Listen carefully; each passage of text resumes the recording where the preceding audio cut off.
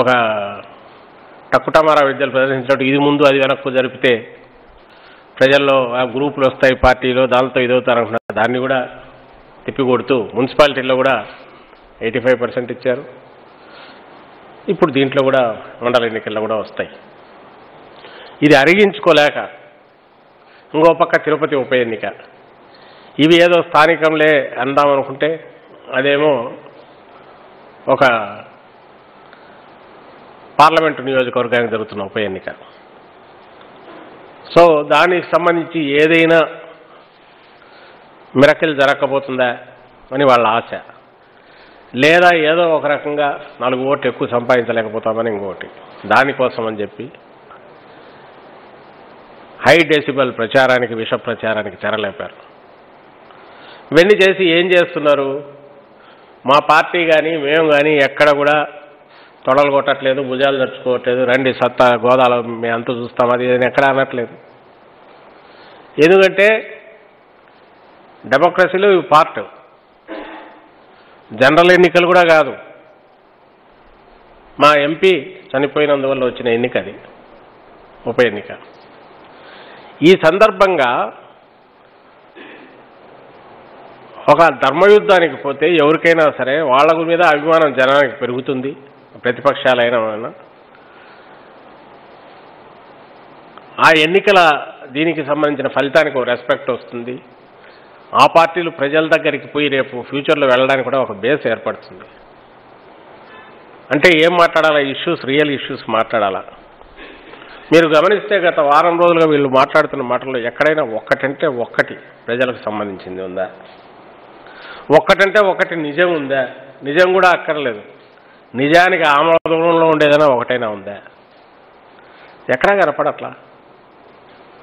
అంతకుముందు ఇట్లే అన్నారు మున్సిపల్ ఎన్నికలు జరిగితే. అసలు అది ఒక విచిత్రం. ఆ ఎన్నికలు పెడదామంటే వద్దు వద్దన్నారు, కోవిడ్ ఉంది వద్దంటే పెట్టాలన్నారు.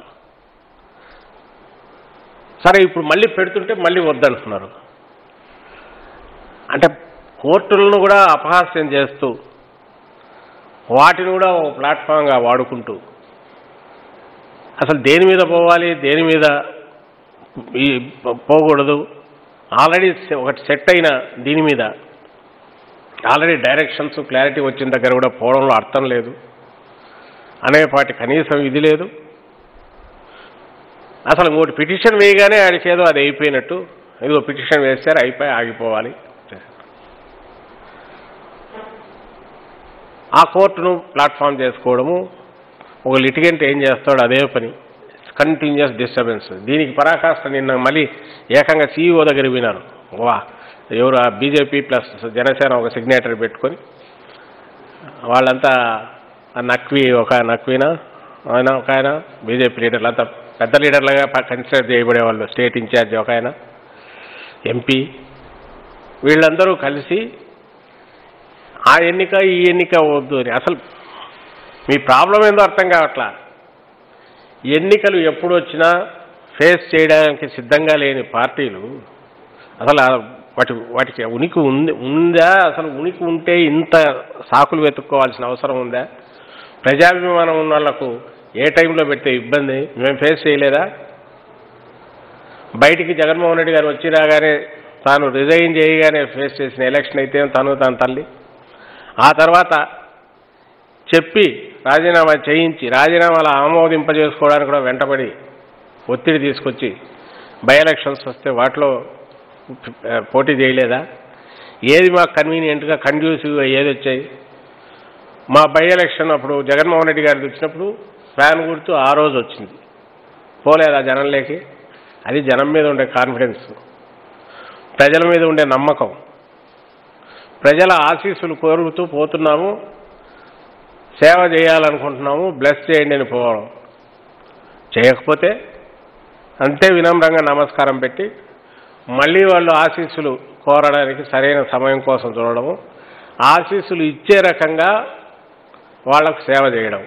ఇంతకుమించి రాజకీయాల్లో ప్రజాస్వామ్యంలో వేరే లేదు కదా, వేరే ఆల్టర్నేటివ్ లేదు.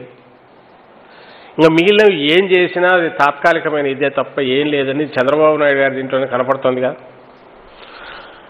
ఆయన ఏ రోజు తను వచ్చింది కాదు, ఆ రోజు వాళ్ళ మామది నుంచి వచ్చిన దాన్ని ఒకసారి అప్పుడు వాజ్పేయి గారి పుణ్యాన, రెండో దఫా 2014లో మళ్ళీ మోడీ గారి పుణ్యాన, ఈ రెండు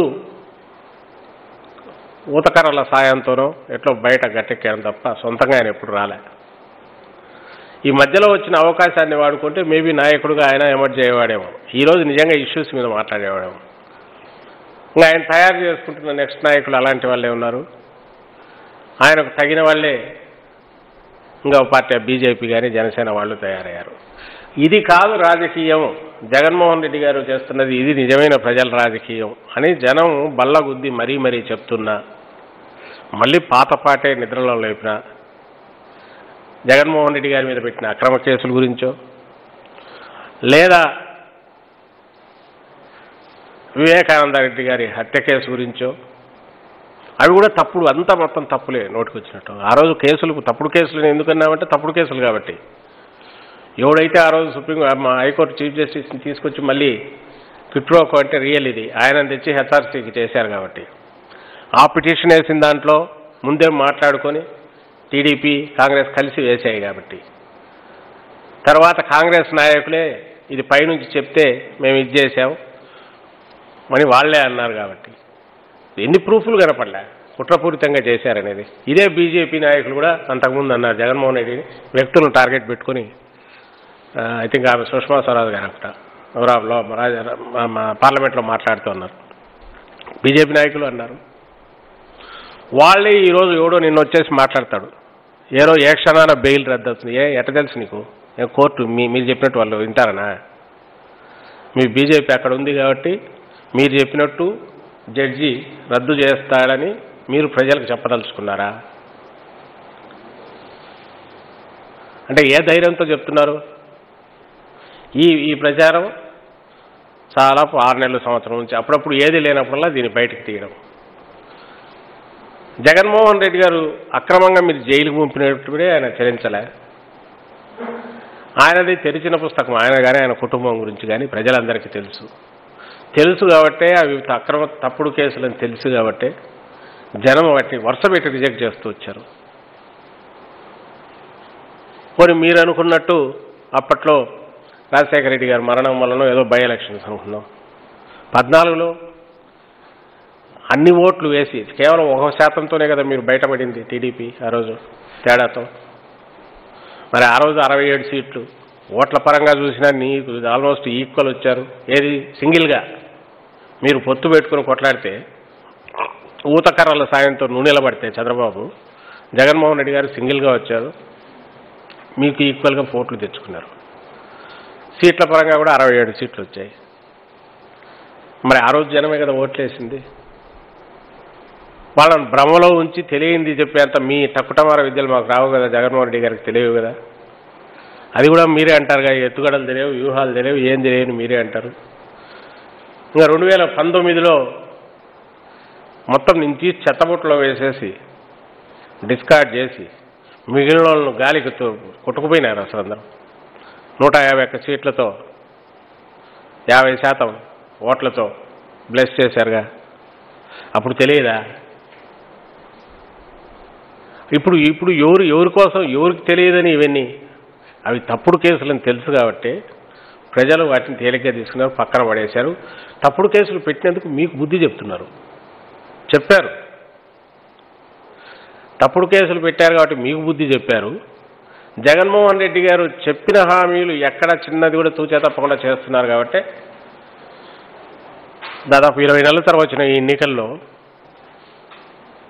మళ్ళీ ఆశీస్సులు మరింత ఉత్సాహంగా ఓట్ల రూపంలో ఇస్తున్నారు. రేపు తిరుపతిలో కూడా అదే రిపీట్ అవుతుంది, అందరికీ తెలుసు. ఓన్లీ థింగ్ ఈజ్ మెజారిటీకి సంబంధించి ఎంత ఉంటుంది అనేది డిసైడింగ్ ఇది అవుతుంది. ఈ సందర్భంగా చెప్తున్నాము ఒకటి, చంద్రబాబు నాయుడు గారు ఈ మధ్య చేసిన ఏది మన లోకల్ మన జెడ్పీటీసీ ఎంపీ ఎన్నికలకు సంబంధించి గత వారం రోజులు ఎందుకు అంటున్నా అంటే జరుగుతున్నవి చూస్తుంటే బీజేపీ, జనసేన, టీడీపీ బహిరంగంగానో లోపాయకారిగానో 3 జట్టు కట్టి ఏదో ఒకటి చేయాలని అయితే ప్రయత్నం చేస్తున్నాయి. అది చంద్రబాబు నాయుడు గారు పుష్ చేస్తున్నారా, లేదా చంద్రబాబు నాయుడు గారికి పైన ఉన్న బీజేపీకి మధ్యలో ఇది చేయడానికి ఉన్నతమైన రాజ్యాంగ పదవుల్లో ఉన్న వ్యక్తులు, అలాగే బీజేపీలో ఉన్న ఈయన ఏజెంట్లు, వీళ్ళందరూ కలిసి అటువైపు పుష్ చేసి కలపాలనుకుంటున్నారా? అందులో భాగంగానే వరుసగా ఈ తప్పుడు స్టేట్మెంట్లో కొంచెం సమన్వయంతో కూడి వస్తున్నాయా? అలాగే మొన్నటికి మొన్న ఆయన బాయ్కాట్ చేస్తున్నాం ఈ ఎన్నికలని చెప్పి ఒక స్వీపింగ్ స్టేట్మెంట్ చంద్రబాబు నాయుడు గారు తెలుగుదేశం పార్టీ అధ్యక్షుడు ఇవ్వడం, ఇవన్నీ చూస్తుంటే డెస్పరేట్గా జగన్మోహన్ రెడ్డి గారిని ఎదుర్కోవాలంటే అందరూ కలిసికట్టుగా ఏదో ప్రయత్నం చేయక తప్పదు అనే ఒక డెస్పరేట్ మూవ్లో ఉన్నారని అనిపిస్తుంది. ఆయన చంద్రబాబు గారు పొలిటికల్గా పూర్తి అయిపోయింది, చనిపోయారు రాజకీయంగా, ఇది అనే విషయం మన ఎప్పుడైతే బహిష్కరణ గురించి అనౌన్స్ చేశారో అప్పుడే తేలిపోయింది. ఇంకా అతనికి మాట్లాడే అర్హత లేదు. మరి రేపు పోయి తిరుపతి ఉప ఎన్నికలు ఏం అప్పీల్ చేస్తాడో నాకు తెలియదు, కానీ వారం రోజులు పెట్టుకున్నాడు, ఇప్పటికే కొడుకు తిరుగుతున్నట్టున్నారు. బట్ దాంట్లో కూడా సిన్సియారిటీ లేదు. మళ్ళీ దానికి ఉదాహరణలు ఏవో దాని జస్టిఫికేషన్లు వెనకబడి ఉన్నాయి తోకలు ఆ మీడియా వాళ్ళు. అప్పుడు తమిళనాడులో జయలలిత చేయలేదు, ఇంకో దాంట్లో ఎవరో చేయలేదు, స్థానిక సంస్థల్లో అక్కడ చేయలేదు, ఇక్కడ చేయలేదు. నువ్వు రూల్ చేసిన పార్టీ, నీకు నువ్వు ఓ భుజాలు కొట్టుకుంటా అంటావు, చచ్చుకుంటా అంటావు. 40 ఏళ్ళ ఎక్స్పీరియన్స్, మాది బ్రహ్మాండమైన క్యాడర్ బేస్డ్ పార్టీ, నేషనల్ లెవెల్లో చక్రం తిప్పినామని. మీకు సిగ్గులేదా? స్థానిక సంస్థలకు సంబంధించిన మండల ఎన్నికల్లో పోటీ ఉండడం అనేది ఒక రాజకీయ పార్టీగా, ఇన్నేళ్ళు అధికారంలో ఉన్న పార్టీగా, నిజంగా కూడా కింది వరకు ఉన్న క్యాడర్ ఉన్న పార్టీగా ఏదో ఒక రూపంలో వెనక్కు జరిగినారంటే వెనక వ్యూహమైంది క్లియర్గా తెలుస్తుంది. సర్పంచ్ ఎన్నికలు గుర్తు మీద కాదు, అందువల్ల ఏమైనా చెప్పుకోవచ్చు. 40% తేల్చి పడేసినారు. ఏది మేము ఫోటోలు కూడా పెట్టి ఛాలెంజ్ చేసి వీళ్ళల్లో ఒక్కరు కాదని కొంతమందినన్నా కాదని మీరు చూపండి ఎక్కడన్నా ఒప్పుకుంటామంటే దాన్ని తీసుకోకుండా, ఎందుకంటే గుర్తు కాదు కాబట్టి 40% అంటున్నారు. తర్వాత మున్సిపాలిటీ దెబ్బ చూశారు, ఇంకా దిక్కు తెలియలేదు. ఇప్పుడు ఇది వచ్చేసరికి 90% పైన వచ్చేట్టున్నాయి. దీన్ని ఎదుర్కొని గుర్తు మీద కాబట్టి తప్పించుకోవడం అసాధ్యం కాబట్టి ఏదో గాలికి పోయే పేలపిండినట్టు కొట్టేశారు. వస్తే ఎక్కడన్నారు సొంతంగా పోటీలో ఉంటే వాళ్ళు సొంతంగా ఉన్నారు. ఆడ పొరపాటున ఎక్కడో ఓడో ఇద్దరు గెలిస్తే పార్టీ ఇది లేకుండా కూడా చూడు మా వాళ్ళు గెలిచారు, పార్టీ మేము దిగింటే ఇంక ఎట్లా గెలిచేదో. మూడవది ఎక్కడ లేరో అక్కడ లోపాయకారిగా జనసేన, లోపాయకారిగా ఓపెన్గా తిరుగుతున్నారు. జనసేన బీజేపీ వాళ్ళు అంటే వాళ్ళకు సపోర్ట్ చేయడం. వాళ్ళకు మెసేజ్ ఏంటి? మేము ఉండి మీతో కలిస్తే రేపు జగన్మోహన్ రెడ్డిని మనం తట్టుకోవచ్చు, మనం ఓడించలేకపోయినా తట్టుకోవచ్చు, కాబట్టి మమ్మల్ని కలుపుకోండి అని అక్కడికి అడుక్కోవడం. ఆ డోర్ చుట్టూ ఢిల్లీ చుట్టూ చక్కర్లు కొడతానే ఉంటారు. ఆయన మోడీ గారు చూశారు కదా ఇంతకుముందు, ఈయన విశ్వరూపం చూశారు కాబట్టి భయపడి జంకుతున్నట్టున్నారు వాళ్ళు, ఎందుకు వచ్చినా కూడా ఎంతో అని. కానీ లేకపోతే ఎప్పుడెక్కాలన్నా పల్లకి ఎప్పుడెక్కాలా, లేకుంటే వాళ్ళ మీద ఎక్కి మళ్ళీ ఇంకోసారి ఎట్లా జంప్ చేయడానికి ప్రయత్నం చేయాలనేది ఆయన ఏర్పాట్లు ఆయన చేసుకుంటున్నారు. దానికి అయినట్టే వాళ్ళు ఉన్నట్టున్నారు, చూస్తున్నట్టున్నారు. ఇంత చండాలమైన ఇది వేసుకుని పోటీలోనే లేకుండా ఇంకొకరేమో ఉన్నా లేకపోయినా ఏదైనా వాళ్ళు అక్కడ చేసే వాగాడంబరాలు వీటికి ఏమైనా విలువ ఉందా? ఇంతకంటే హీనమైన కుసంస్కారంతో కూడిన రాజకీయం బహుశా చాలా తక్కువగా అరుదుగా ఉంటుందేమో. ఇంకా ఏది చేయలేక, రాజకీయంగా కానీ ప్రజల సమస్యల మీద కానీ ఎదుర్కోలేక వ్యక్తిగతమైన అటాక్స్ పెడుతూ దానిలో ఆత్మతృప్తి పొందడం తప్ప వీళ్ళకి ఇంత కూడా దీనివల్ల ప్రజల్లో ఆదరణ రాదు. ఓన్లీ థింగ్ ఈజ్ తిడుతుంటే వాళ్ళు నోటికి వచ్చేట్టు మాట్లాడుతుంటే రియాక్ట్ కాకుండా ఉండలేక మా పార్టీ నుంచి కూడా చాలామంది మాట్లాడాల్సి వస్తుంది. ఏమీ లేని అబద్ధాలు అసత్యాలు సృష్టిస్తూ వాళ్ళు చేస్తున్న దుష్ప్రచారాన్ని తిప్పికొట్టడం కోసం మాట్లాడాల్సి వస్తుంది తప్ప లేకపోతే ఇవి ప్రస్తావించదగ్గ అంశాలు కాదు. వాళ్ళ స్థాయిని వాళ్ళు కించపరుచుకొని బాగా దిగజార్చుకొని బురదలో దొర్లుతున్నావు, పెంటకుప్పల్లో దొర్లుతున్నావు, ఇదే మా రాజకీయం అని ప్రజలకు పూర్తిగా దృశ్య రూపంలో కూడా చూపుతున్నట్టు మాకు అనిపిస్తుంది.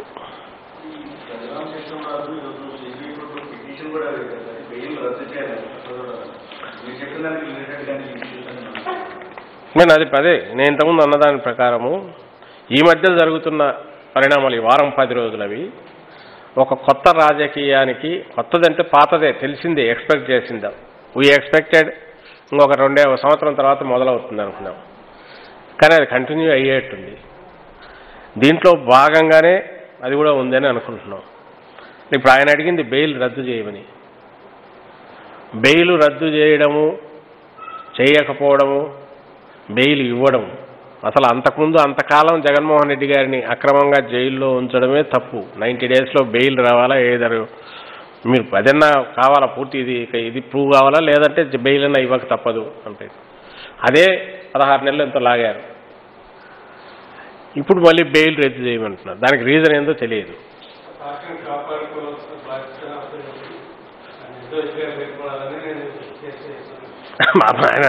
ఆయన ఏ ఉద్దేశంతో వేశారో అందరికీ తెలుసు. ఇది ప్రజాస్వామ్యం. ఆయన ఏం ఆశించి చేస్తున్నారో కూడా అందరికీ తెలుసు. కానీ ఇది ప్రజాస్వామ్యం. ఆయనకు వాక్ స్వాతంత్రం ఉంది, భావ ప్రకటన స్వేచ్ఛ ఉంది, కోర్టుకు వెళ్ళేది ఉంది, ఎవరు కాదన్నారు. బట్ ఇష్యూ వచ్చి ఈ కేసులో అసలు ఏమీ లేదు, ఇది కల్పితం, అక్రమం అని మేము అనుకుంటున్నాం. యావత్ రాష్ట్రము, కంబైన్డ్ స్టేట్ కూడా విశ్వసించింది అప్పట్లో, ఉమ్మడి రాష్ట్రం కూడా. ఆంధ్రప్రదేశ్ మన రాష్ట్రం అయితే ఇప్పుడు డంక బజాయించి మరీ చెప్తుంది, గంటాపదంగా చెప్తుంది. ఇంకా కోర్టులో దానికి సంబంధించి తేలడం అనేది ఒక ప్రాసెస్. అక్కడ ఏదన్నా అడగడం అని ఆయనకెంత హక్కు ఉందో, అది అవాస్తవం అని ప్రూవ్ చేసే హక్కు, లేకుంటే తప్పుడు కేసులని ప్రూవ్ చేసే హక్కు మాకు ఉంది. కాబట్టి జరుగుతుంది, మంచిదే.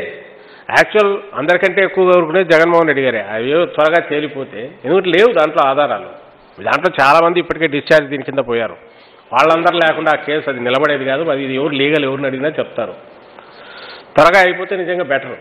ఈ మాత్రం అనడానికి కూడా వీళ్ళకు ఉండదు. కానీ మొన్ననే ఎవరో వాళ్ళ నాయకుడే, బీజేపీ నాయకుడు ఒకరు ఏ క్షణానో బెయిల్ రద్దు అనడం, ఇదిగో బెయిల్ రద్దుకు మేము వేసామనడం, ఓహో ఇదేదో రద్దు అవుతుందేమో ఎందుకంటే కోర్టులన్నీ వీళ్ళు చెప్పినట్టే నడుస్తుంటాయి కదా అనే ఒక ఇంప్రెషన్ ఆల్రెడీ ఇస్తున్నారు. కాబట్టి వీళ్ళే అది జనంలోకి పోవాలా. ఆ కన్ఫ్యూజన్లో ఒక 5,000 ఓట్లు 4,000 ఓట్లు ఎక్కువ వస్తాయని ఆశ ఉంటే ఉండొచ్చేమో. వాళ్ళకి ఎప్పుడూ జగన్మోహన్ రెడ్డి గారు కానీ రాజశేఖర రెడ్డి గారి కుటుంబం గురించి చులకనగా ప్రజలు మాట్లాడట్లా. అట్లా ఆ చులకన అభిప్రాయం కలిగించాలని వాళ్ళు తలకిందులు తపస్సు చేస్తున్నారు 10 ఏళ్ళగా. వాళ్ళది చేసే కొద్దీ ప్రజలు ఆ కుటుంబాన్ని మరింత దగ్గరికి చేర్చుకుంటున్నారు. ఇప్పుడు కూడా అదే జరుగుతుంది. ఆకాశం మీద ఉమ్ముతున్నారు, ఏమవుతుంది, మొహం మీద పడుతుంది. అది వాళ్ళైనా, టీడీపీ ఏజెంట్లైనా, లేదా మా దగ్గర విపరీత స్వాతంత్రం, స్వేచ్ఛ స్వాతంత్రం, భావ ప్రకటన స్వేచ్ఛ ఉందనుకొని వీళ్ళు చేసుకుంటున్న వాళ్ళైనా, ఇంకొకరు ఏజెంట్లుగా పనిచేస్తున్నాయినా, ఎవరికైనా ఒకటే సూత్రం. అది పార్టీ అయినా నాయకులైనా, జగన్మోహన్ రెడ్డి గారికి సంబంధించినంత వరకు ఆయన ఆషామాషి గారు సరదాగానో రాజకీయాల్లోకి రాలే, లేదా సరదాగా జనం ఊరికే ఏదో ఫ్లూక్లో ఇట్లా ఎన్నుకోలే. తను కష్టపడినాడు, జనంలో దిగారు, జనం బ్లెస్సింగ్స్ వచ్చినాయి. 5 ఏళ్ళు ఆయన పాలన చేయనియాల. కానీ ఆయన పాలన చేస్తున్న పాలన ఎక్కడికి తీసుకెళ్తుందో ఈలోగా మాకు అసలు పుట్టగతులు ఉండవని వాళ్ళు ఇప్పుడే మొదలు పెడుతున్నారు. ఇంతకుముందు నేను ఎప్పుడు అంటున్నట్టు ఆ పిల్లి శాపాలు పెట్టడం, నోటుకు వచ్చినట్టు తిట్టడం, ఆకాశం మీద ఉమ్మడం, అది వాళ్ళ మొహాల మీదే పడుతుంది. టీడీపీ పోటీ చేయడం ఎస్సీసీ రబ్బర్ స్టాంప్ అంటారు. అంతకుముందు ఇది ఎవరు అతను నిమ్మగడ్డ రమేష్ ఆయన అదే దాన్ని ఏమంటారు టీడీపీ ఆఫీస్లో స్టాంపు. టీడీపీ ఆఫీస్లో స్టాంప్ అనేది ఆయన ప్రూవ్ అయింది, ఏమన్నా కాలా లేదు అట్లాంటిది.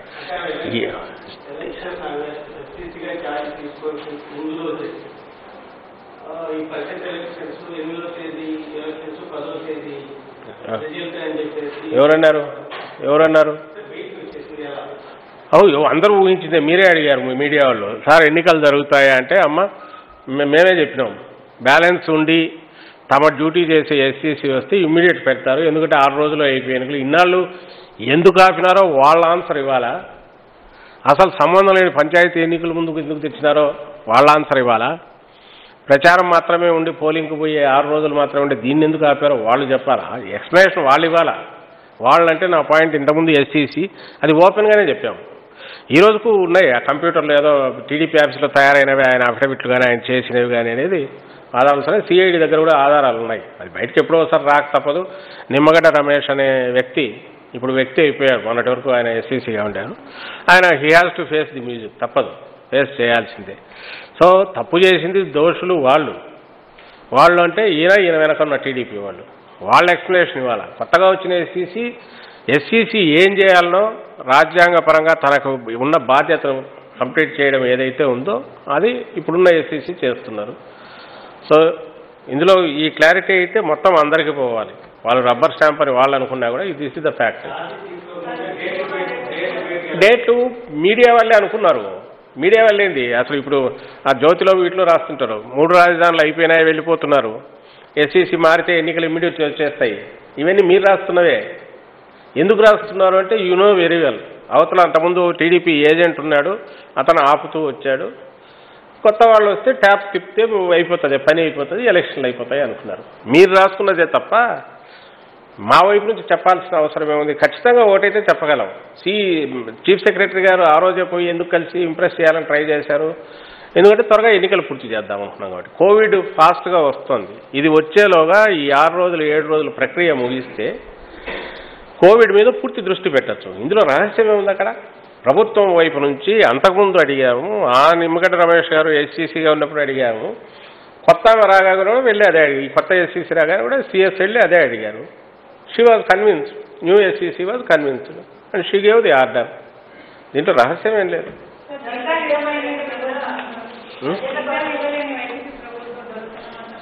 అన్యాయం కదమ్మా, తప్పు. హాలిడేస్ ఉన్న రోజుల్లో వాటికి సంబంధించినంత వరకు హాలిడేస్ అయిపోగానే మొదలైన ఈరోజు సుమారుగా అయిపోయినట్టున్నాయి. అండ్ దీనికి సంబంధించి మళ్ళీ ఎక్స్ప్లెనేషన్ వాళ్ళే ఇవ్వాలి. మేము ఎందుకు 2,60,60,000 కోట్లు 2,60,60,000 కోట్లు 2,60,60,000 కోట్లు అప్పు అని ఎందుకంటామంటే నువ్వు పెట్టిపోయిన అప్పు ఆ తర్వాత కూడా అభివృద్ధి కానీ సంక్షేమంగా నడవాలి కాబట్టి కంటిన్యూ అవుతున్న పెరుగుతున్న అప్పు తప్ప జగన్మోహన్ రెడ్డి గారు వచ్చి నువ్వు జీరో డెట్ పెడితే సర్ప్లస్ ఇది పెడితే ఈడొచ్చేసి ఈయనేం అప్పు చేయలే. నీకు 90,000 కోట్ల అప్పుతో నువ్వు ఇన్హెరిట్ అయిన స్టేటు 2,60,60,000 కోట్లకు ఎందుకు పెంచినావు ముందు చెప్పు. అందులో నువ్వు డెవలప్మెంట్ చూపలేవు, సంక్షేమం కూడా చేయలేకపోయావు, నువ్వన్నా అదేది రుణమాఫీ కూడా పూర్తి చేయలేకపోయావు, కొని ప్రామిస్ చేసింది కూడా. అది మీరు ఎక్స్ప్లెనేషన్ ఇవ్వాలి, వాళ్ళు ఇవ్వాలా.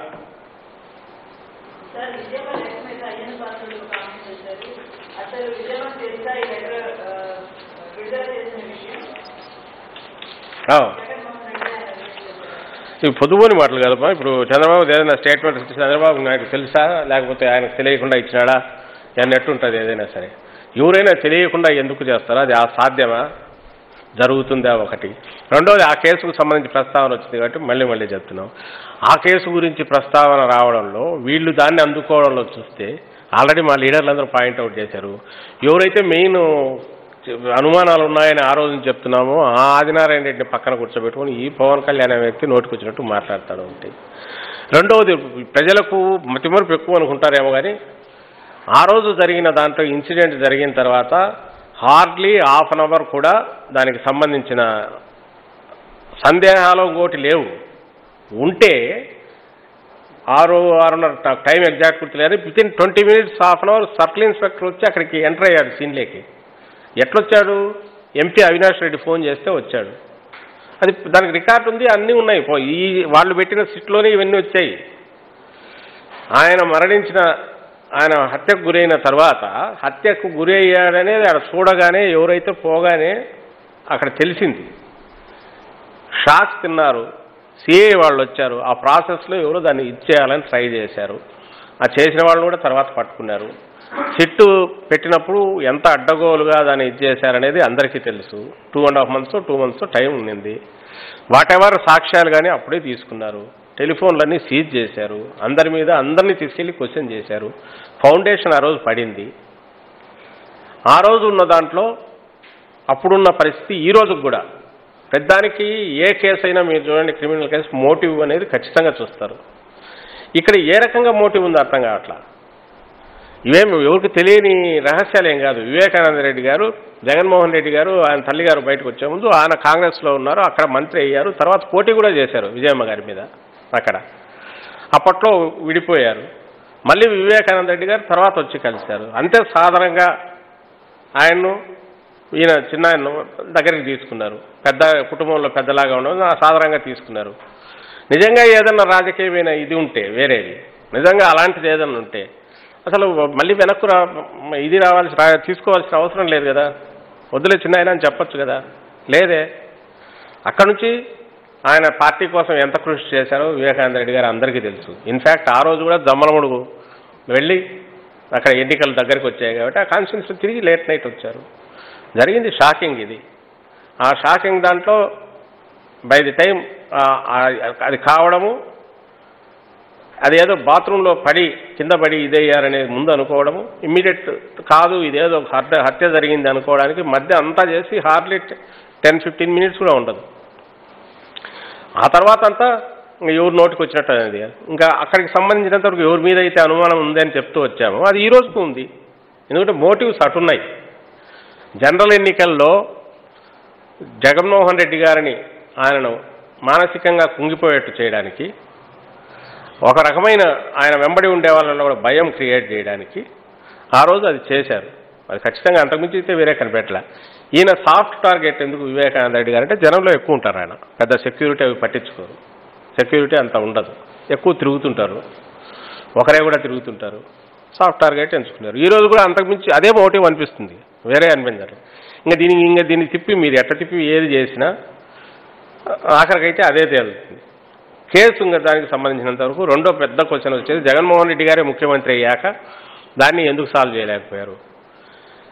జగన్మోహన్ రెడ్డి గారు ముఖ్యమంత్రి అయినంత సాల్వ్ చేయడం అంటే అది అసలు ఆ డిపార్ట్మెంటో దానో లేదా కేసు క్లిష్టత ఎంత సంక్లిష్టంగా ఉంది ఎట్లుంది అనేదాన్ని వీటిని బట్టి ఉంటుంది తప్ప, లేదా జగన్మోహన్ రెడ్డి మామూలు రాజకీయంగానే ఆలోచించే ముఖ్యమంత్రి అయితే, అంటే రాగానే అవతల వాళ్ళని తొక్కేయాలనుకునేవాడు అయితే కేసు క్లోజ్ అయ్యేది. ఆయన అట్లా అనుకోడు కాబట్టే, ఆయన నా వ్యక్తిగతమైన దీనికోసం నా పవర్ను వాడుకోవాలనుకునే ముఖ్యమంత్రి కాదు కాబట్టే. ఇది కాదు, తన మీద జరిగిన హత్యాయత్నంలో కూడా నిజంగా వీళ్ళ భాషలో వీళ్ళకి అర్థమయ్యేట్టు చెప్పాలంటే వీళ్ళు అనుకుంటున్న దాన్ని బట్టి అయితే చంద్రబాబు నాయుడుని ఏమనుగా పెట్టాలి, దాంట్లో తీసుకురావాలి. ఎందుకంటే ఇన్వెస్టిగేషన్ అంతా మళ్ళీ ఎన్ఐఏ నుంచి మేము చేస్తామని తీసుకొని ప్రయత్నం అన్నా చేయాలా, లేదా వాళ్ళని ఇన్ఫ్లుయెన్స్ చేయాలని ట్రై చేయాలా? తన మీద జరిగిన హత్యాయత్నం కేసు గురించి ఆయన డిపార్ట్మెంట్ చూసుకుంటుంది, మనకు సంబంధం లేదు.